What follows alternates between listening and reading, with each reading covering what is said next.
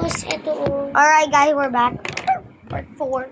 Ready ko na yung color red natin. I'm gonna get ready for the blue. We are also drawing the Filipino flag. Kung di nyo alam yung Pilipinas, bayaw ka. Oo nga, pinakabagiw ka sa buong mundo kung di mo alam yung Pilipinas.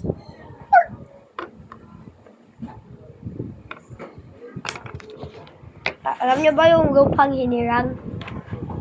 Pilipino. Lupang hinirang. Sino yan? Sino yung tao dun?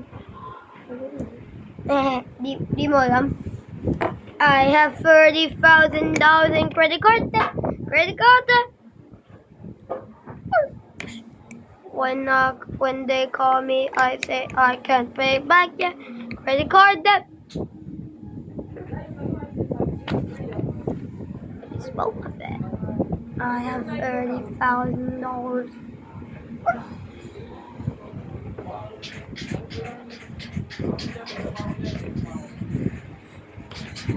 Alam mo ba meron kaming e-trike?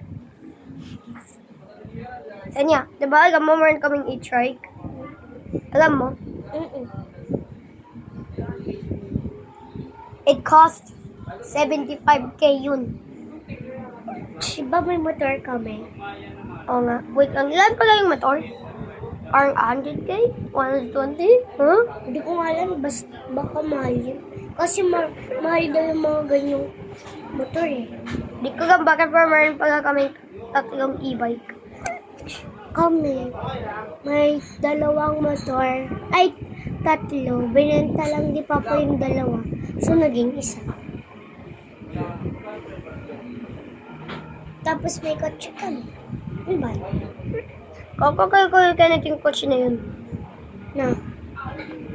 Magkakaroon na si Kuya Kenneth ng kotse. Oh? Sinong own yung coach na sinasabi mo? So, my tito because Ay, tito mo. binigay lang ni Papa.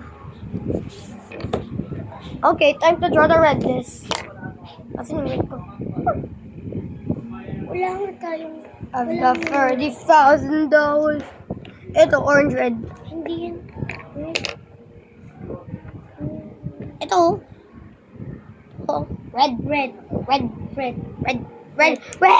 Ah! Ako, sisimula pa lang ako sa blue. Tapos na ako sa blue. Ay, hindi pa eh. Ginagandahan ko eh. Ah, ginagandahan mo. Dapat walang white. Hindi yung dito sa... Yung dito... Hindi, white. walang... Goodbye!